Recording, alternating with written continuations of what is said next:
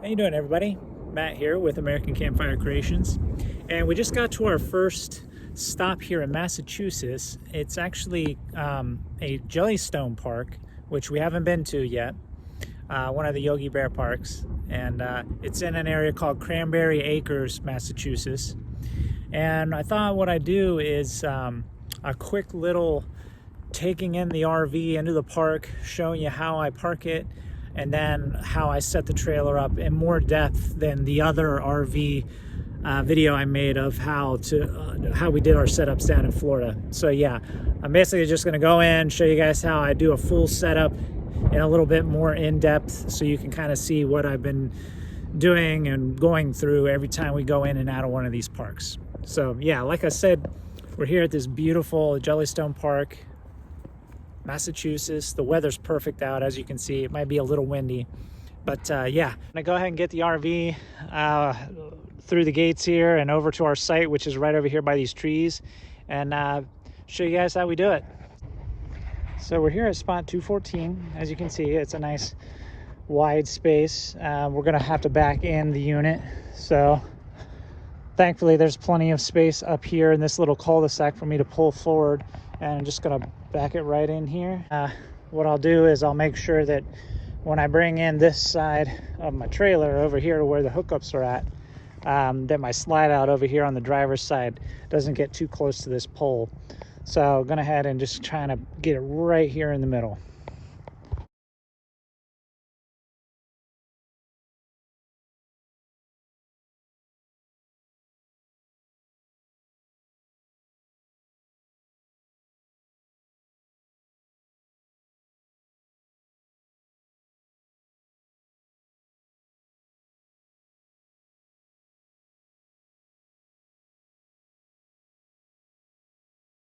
All right, so now that we're here, I'm gonna start first things first, making sure that we get the trailer level and secure and put the chocks under the wheels so that we don't have any issues with it rolling back as soon as I disconnect it from the trailer, or as soon as I disconnect it from the truck. So let's go ahead and get the chocks under the wheels. So what I'm gonna do is I'm gonna do the side with the slide out first. That way my wife can go inside and open it up and start getting the dogs and everything inside.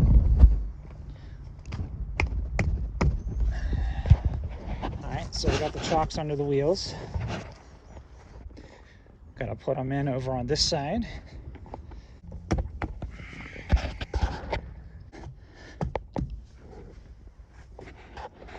So I like to put one of these little blocks underneath the jack so it doesn't go right into the soft ground here.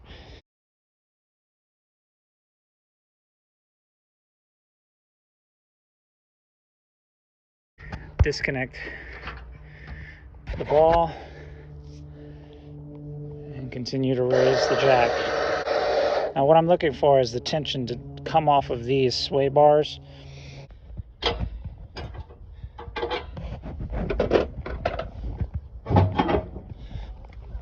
Now we can fully bring the hitch up off the ball. There we go. Go ahead and disconnect brake cable and lights, and we'll go ahead and move the truck forward so that we can lower this back down and even out the trailer. All right, so now that I got the truck up out of the way, I'm gonna go ahead and lower the jack here so that I can even this trailer out as much as possible before I start putting the 4 jacks that are on the corners down. So what I like to do is kind of eyeball it.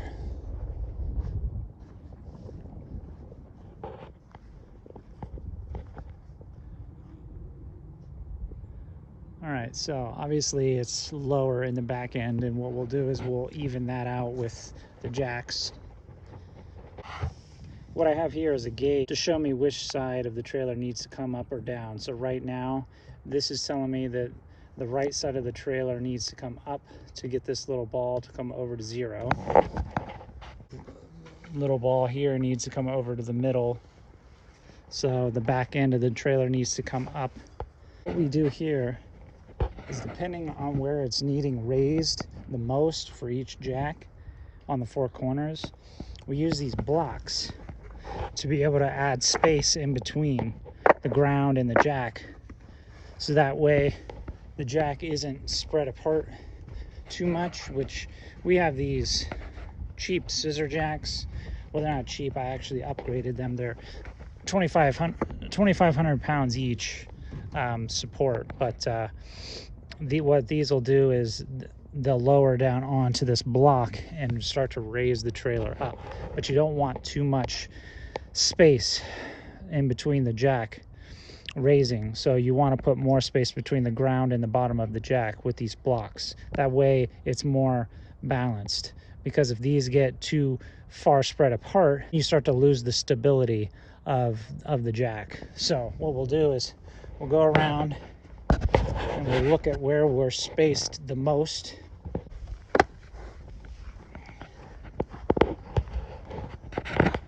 In order to get the jacks down, what I like to use is my impact drill here with the extra power battery, because I don't have time to be going around and hand cranking all of these. So I just got a socket that fits onto the jack here.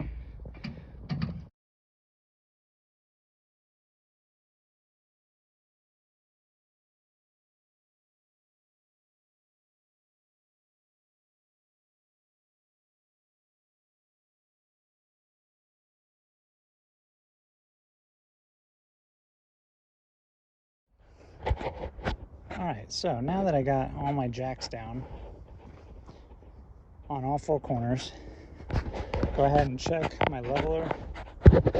And I have my dot right here on 0, which is good enough for me. As you can see, as I walk back a little bit, the trailer is pretty much even. I mean, it might be slightly down a little bit, but for the most part, it's even enough. All right, now that we got the trailer all secure and leveled and the truck out of the way and everything, I'm gonna go ahead and get the electric, water, and sewer lines all hooked up. All right, so I did the electric in the other video, but I'll go ahead and do it again. It's pretty easy. All we're doing is connecting it into the electric box, and depending on the type of trailer you have, you just look for the 30 amp or the 50 amp. And there's also usually a 20 amp connection. But yeah, we're gonna twist that in there and then screw this on to make sure that it's nice and snug. Not gonna go anywhere. And then come over here to the electric box. Let's see. All right, so this one's only 30 amp, which means that when they have 50 amp hookups like this Class A over there, that spot is designated for 50 amps, most likely.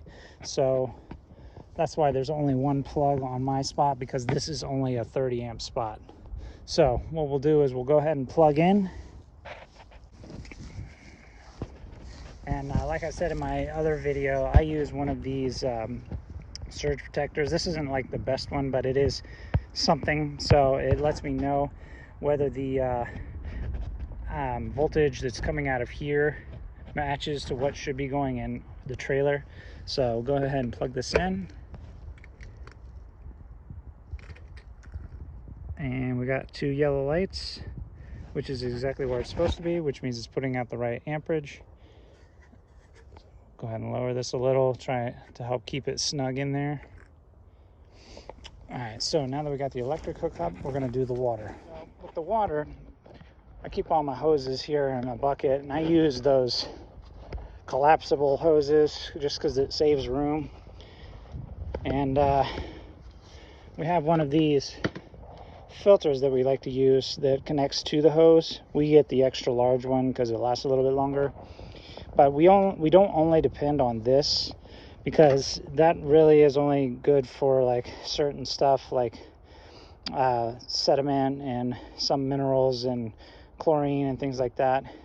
So we have an inside under the kitchen sink filtration system as well that acts as a double filtering system for the water that comes out of these campsite hoses, which isn't always the best. So yeah, like I said, we use this and then another one inside. That way we always know that we have clean drinking water at least. To put my hoses on one of these splitters, that way I can use one that is pressurized and one that is not. That was for other things besides the drinking water, and I only use this gray hose for our drinking water. So what I do is I screw this on here. This is actually one of the nicest tips I've ever seen on a campsite spigot before.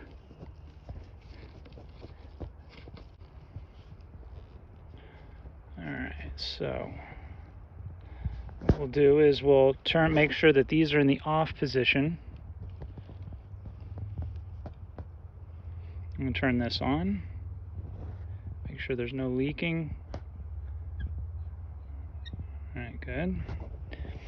And then we'll take our hose here and connect it into our filter, and then connect the filter into the city hookup on the trailer. All right, so we got the hose all hooked up, and I try to keep it wrapped up inside the bucket just to keep it clean. And then when I'm not using the other hose here, I'll just throw that in there. And then go ahead and plug in the water. Now I use one of these elbows on the connection here so that it's not putting so much pressure on this joint here. Plus I like to use these quick connections. That way I can just undo this real fast if I need to. Snap that in place. So the pressurizer here is shooting out all the excess pressure, and then the water goes through the hoses up through and into the RV, ready to be used whenever you turn the water on and off. So then you have your city connection here, which is just constant water when you need it in the trailer. And then this is the freshwater tank that you would fill up the water tanks that are on the trailer, which I have two, one here and one in the front, that are 45-gallon tanks with the same water, but you would just set the hose right inside this hole here. We would usually connect the sewer as well from the black and gray tank that's here in the back and the galley tank that's up in the front to usually a hole that would be here in the ground near all this. But this particular park does not have dump at the site. So they have a dump station here in the park somewhere that once we're done camping, we'll just take and dump and clean out our tanks there. And that way, when we're traveling on to the next place, our tanks aren't full. So we'll go ahead and wait till the end of our stay to do that. And in the meantime, I'll go ahead and set up our booster antenna, which is up here on the roof of the trailer. Because usually these campgrounds, they kind of have crappy Wi-Fi, if any at all. So we are really reliant on cell signal. And we noticed in the beginning of our travels that you can't just rely on the cell signal that you get from your phone, because it's just not going to be strong enough, especially inside one of these with all the interference from everything that's in there. And then plus all these trees and things like that get in the way of the signal from the tower to your phone and all that. So like I said, I installed this pole here that goes about 10 feet up into the air, and it'll help draw in that signal a lot stronger. And that's the Wii Boost. I totally recommend if you're going to be out on the road a lot and you need a strong cell signal. So let's go ahead and get that set up. All right, so I went ahead and got up here on the roof, got our antenna up. It's a pretty nice clear area here, so we shouldn't have too much interference. And what that does is just runs right into this cord along the roof here, and then goes right down inside to the actual receiving box. And then there's another antenna inside there that you aim towards whatever device it is that you want to amplify the signal of. But yeah, works pretty great. All right, so we got our outdoor case from inside the trailer out, and this has basically everything in it that I would need for out here in the picnic table area. So like, we want to do cooking over the fire pit here. I got grates, coals, brushes, everything in there. These are the little holder supports for the sewer lines when we are hooked up at places that have that at the site. And then we have ant spray in there, for which we might even need here. Keep ants out of the RV. Got a couple power cords. Got a 100-foot 20 amp power cord here. Chimney for the coals. You know, extra types of adapters for the power cords and things. You know, you never know what you're going to run across at these campsites. Went ahead and put out the awning a little bit. Hooked up a power cord so the wife can charge her computer there. I'm going to go ahead and get some firewood here in the fire pit. And yeah, that's kind of our little hookup of the trailer. That's like the stuff that's, you know, self-explanatory stuff that you would do whenever you go to any of these campgrounds, because you're going to need water, you're going to need electric. I always carry a ladder so I can get up. My RV doesn't have a ladder on the back, so I had to get me a ladder and so I could get up on the roof and stuff. But yeah, that's our little setup, and this is our campground. It's a nice spot. As you can see, they're a little close together, but that's okay. There's water right behind us here, behind these trees, water right over here, and then a pond over here that we think we're going to take the kayak to. And we might even get the bikes down as well. So yeah, I'm going to go ahead and sign off. If you like the video, go ahead and subscribe. And yeah, I will see all of you at the next campsite. Easy, everybody.